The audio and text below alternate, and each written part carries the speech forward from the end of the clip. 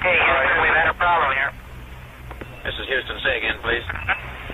Houston, we've had a problem. Hey Houston, we don't have a problem. Today we're going to learn about vapor pressure and phase diagrams. How cool is that? You say, what? What's up with that? So we want to talk about how things change states, phases. Remember there are three phases: solids, liquids, and gases.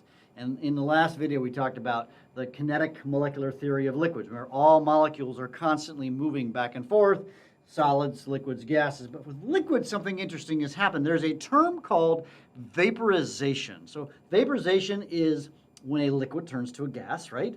And there's two ways that a liquid can vaporize. It can either evaporate or it can boil. So what's the difference between evaporation and boiling? Right, boiling is, in this picture, like you boil water for your tea. And evaporation, maybe if you're at the swimming pool on a cold day, the water's warm and you see evaporation, it's like foggy stuff. What's the difference? What's actually happening in those instances? So again, let's think back to molecules that are constantly moving, right? So all gases, so new term here, all liquids exert what's called a vapor pressure. Now remember pressure, we measure pressure in atmospheres or in torrs or this thing called kilopascals. And as a liquid evaporates, it exerts a pressure because it turns into a gas. A vapor is a gas, right? So a vapor pressure, it's going to be weird, right? It's the pressure exerted by the liquid as it evaporates. So as these molecules right here are going from the liquid to the gas mode, those gases are hitting the container, creating a pressure. Now, if you're pumping gas at the gas station, you note that the gasoline has an odor. Well, what's happening is it's evaporating, and then your nostrils, or your olfactory membranes, they smell gasoline. And that gasoline is because they have turned into a vapor, and that's the odor that you're catching. Now, also note that not only is evaporation happening, but so is condensation. So it's happening both simultaneously. But some liquids have a higher vapor pressure, like a gasoline, and some have a lower vapor pressure because they don't evaporate as easily. And it has to do with how strong the bonds are that hold them together. So vapor pressure will help us to understand the concept of the difference between evaporation and boiling. Again, see the pictures. One's at a lower temperature and one's at a higher temperature. So the first one, we got a lower temperature, so it exerts a lower vapor pressure. So not only does some chemicals have a higher vapor pressure because of bonding than others, but also it's dependent upon temperature. So looking at these pictures, I bet you know this is sort of a duh question. The higher the temperature of the same chemical, so I've got water and water, or gasoline and gasoline, which one's going to have the higher vapor pressure? Well, yeah. So the higher the temperature, fill in the blank, the higher the vapor pressure, right? So if I turn the temperature up, the vapor pressure goes up. So if I'm heating water on a stove, more water starts to evaporate. You sort of see it start to steam before it boils, okay? So this is a great illustration of vapor pressure. We have water boiling, right? So we've raised the vapor pressure of the water, and as the vapor pressure rises, what's it doing to the balloon? It's making the balloon grow, right? So the vapor is expanding into the balloon and causing it to grow. Another example of the vapor pressure is we have a container, right, with now a stopper, right, a rubber stopper sitting in the top, and as the water boils, watch what happens.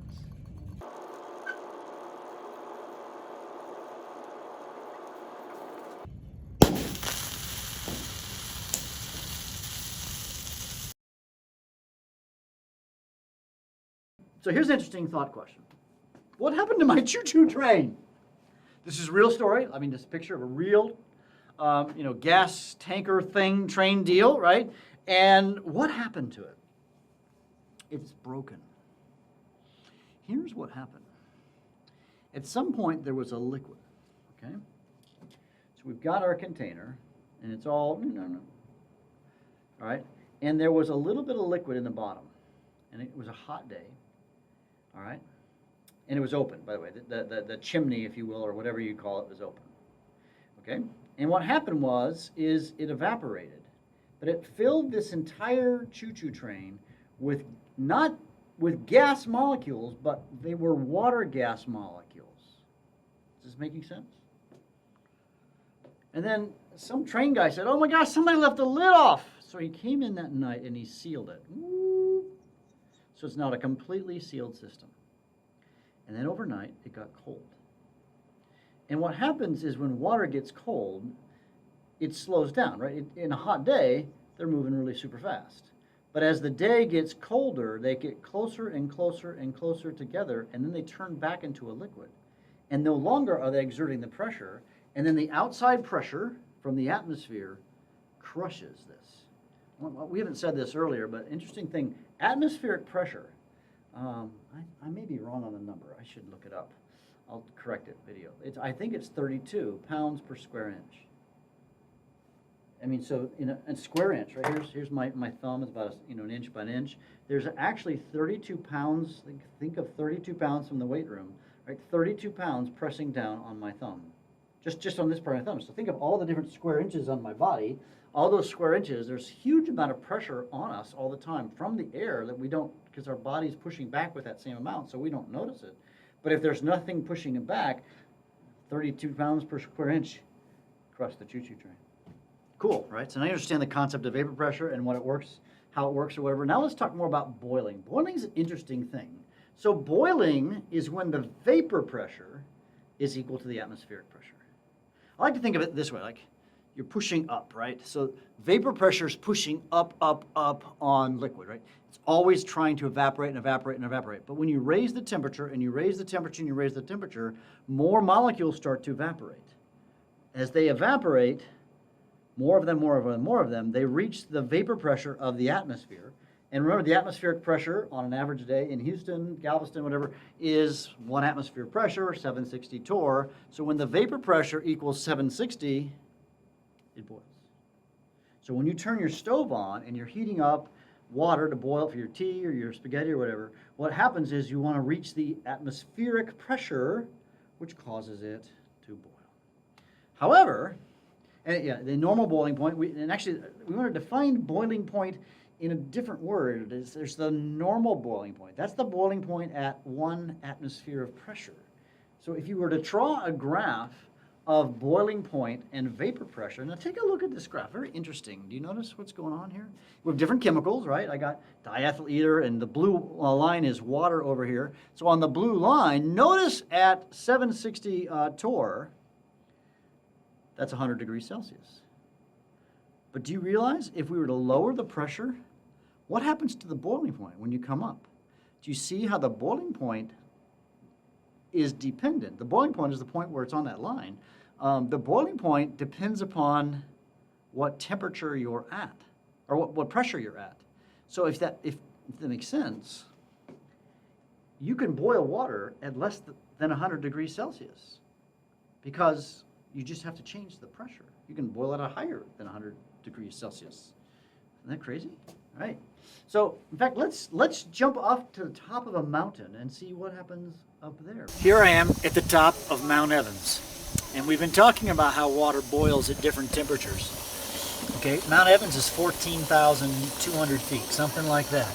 And the water is boiling. But I want you to notice that water is boiling at a mere 87.7 degrees Celsius. 87. Now water really boils at sea level at 100 degrees Celsius, but here we are at 14,000 feet, and because of the less pressure, there's less vapor pressure pushing on the water because of the altitude, or less air pressure, the vapor pressure can overcome the atmospheric pressure and the water can boil. So it turns out there's 2 ways to boil a liquid, right? You can either increase the temperature or you can decrease the external pressure. Does that make sense? Isn't that cool? And here's a crazy experiment. Don't ever do this, right? Let's say you're an astronaut, and like me, you're a swimmer in high school, and you can hold your breath for a long time. And you were out, you'd just been outside of the space station, and you were working on stuff, and you realize you forgot your wrench. But you've already gotten your spacesuit off. It's like, man, I can hold my breath, and it's just right around the corner. So you open the airlock, hold your breath, go out to grab and what happens is the liquids in your body, like the blood, because there's no pressure outside, they will literally boil. That would be a very bad way to die. It would be very unpleasant. So let's talk about this. So this is important. So the higher the altitude, we already did this in the video club, the lower the pressure, right? And the higher the altitude, the lower the boiling point, right? So the lower the pressure and the lower the boiling point. And when the vapor pressure equals the external pressure, that's when the substance will boil. Fill those in. I think that will help you understand this concept. And now let's talk briefly about solids and then something called a phase diagram. So melting point is the temperature at which the substance, of course, turns from a solid to a liquid, like it says right here. So what does that mean, right? It's most of the times when you think of liquids melting, you probably think of ice melting, so ice solid turning to ice liquid. But there's somebody with mercury in their hands, and it will actually it's probably gallium. Gallium metal will melt in your hands. The boiling or the melting temperature is just about the same temperature as a human hand. And of course, here is ice and water, and they're melting or freezing depending on where you're at. So it's kind of a combination of what's going on. And this leads us to an interesting conversation of something called a phase diagram. You're going to want to sketch these in your notebook as best as possible. So here's the definition of a phase diagram. It's a chart that shows the temperature and pressures for a given substance. So we've got temperature and pressure, not just temperature, right? We know water boils at 100 degrees Celsius, but that's not always true, all right? And I want to introduce a term that you may have never heard, and then you'll see this in the charts in just a second. There's a term called sublimation. That's when a substance goes from a solid to a gas. So some substances, they skip the liquid state and they go straight from a solid to a gas. And so let's take a look at a phase diagram. So sketch this. You don't have to have the colors, but I want you to notice that we've got some different regions. The first region here, you can't see where I'm pointing. I guess it's opaque, not opaque, but we've got the solid on the far left. The gas is in the yellow, if you will. And in this light blue, or I don't know what blue, this is the liquid is the yellow, pardon me. And the light blue is the gas. But notice in our axes, on one axis we've got temperature, and the other axis we have pressure. And then when you cross the lines, you're going from a solid to a liquid to a gas, or whatever. So let me sketch it. I think it might be easier. So we've got pressure and we've got temperature, right? And we've got a graph that looks like this. And then we're going to label this graph. Actually, it's more like this. And there's a line here. So let's kind of define a few points here. So this is a solid.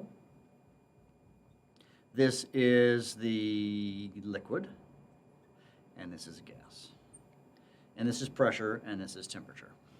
So when you cross this line, so if you're at this pressure and at this temperature, it's going to go from a solid to a liquid, so that's going to be melting, right? By the way, if you cross it the other direction, the opposite of melting is freezing.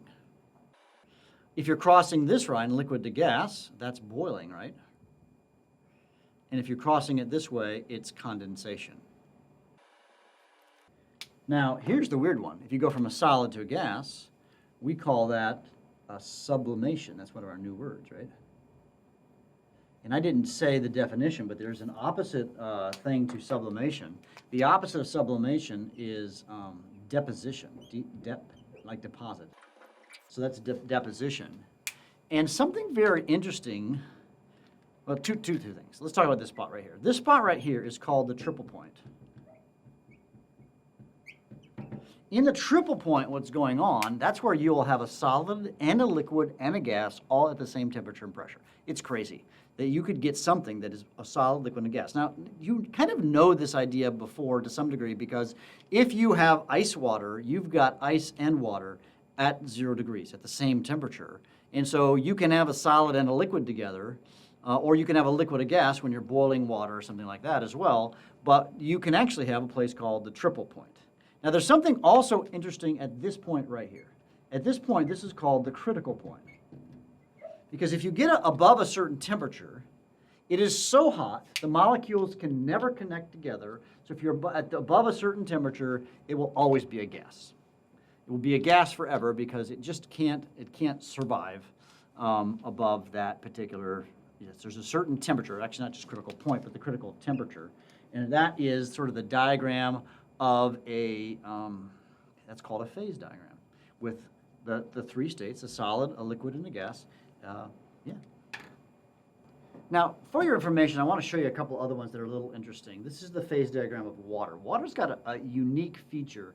If you look at this, the other graph, the key is that the slope of the line from solid to liquid has a negative slope, right? So it's going this way as opposed to this way, okay? My markers aren't working very well. It's going this way, right, as opposed to, so negative slope versus a positive slope where it's going more like this.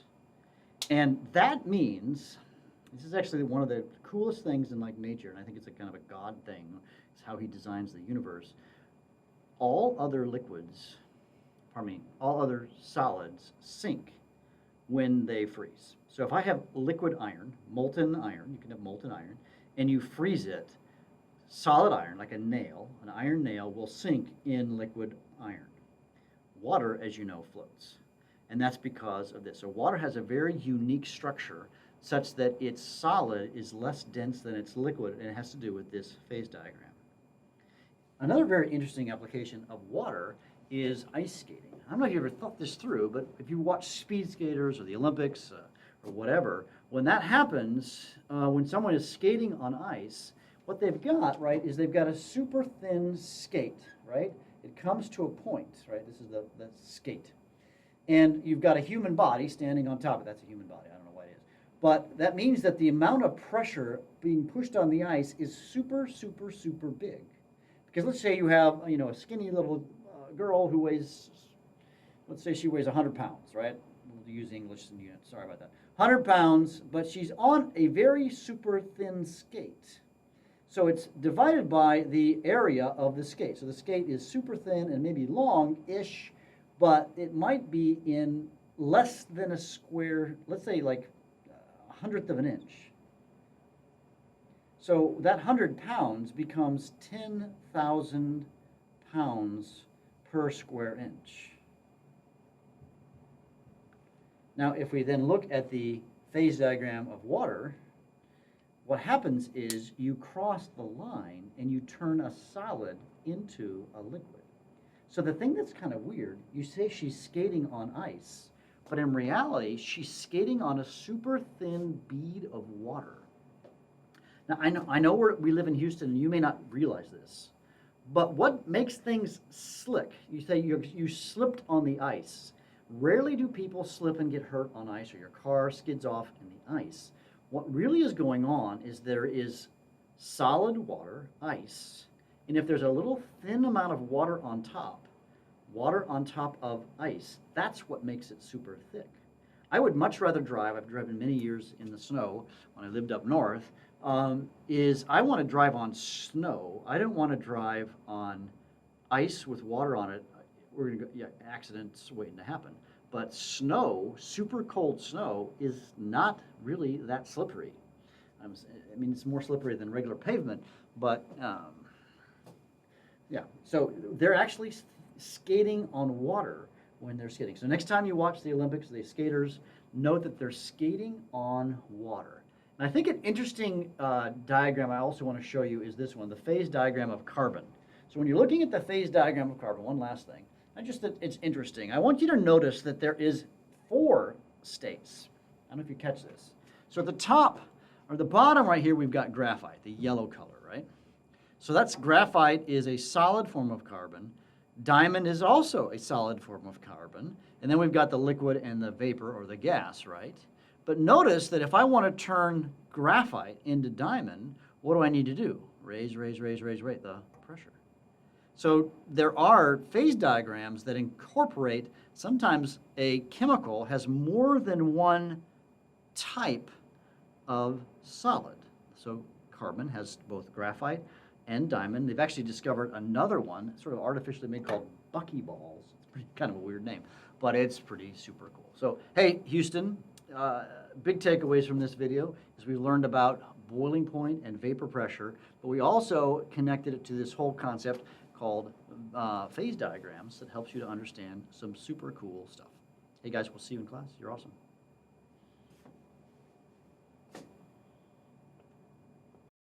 Hey, Houston, we've had a problem here. This is Houston. Say again, please.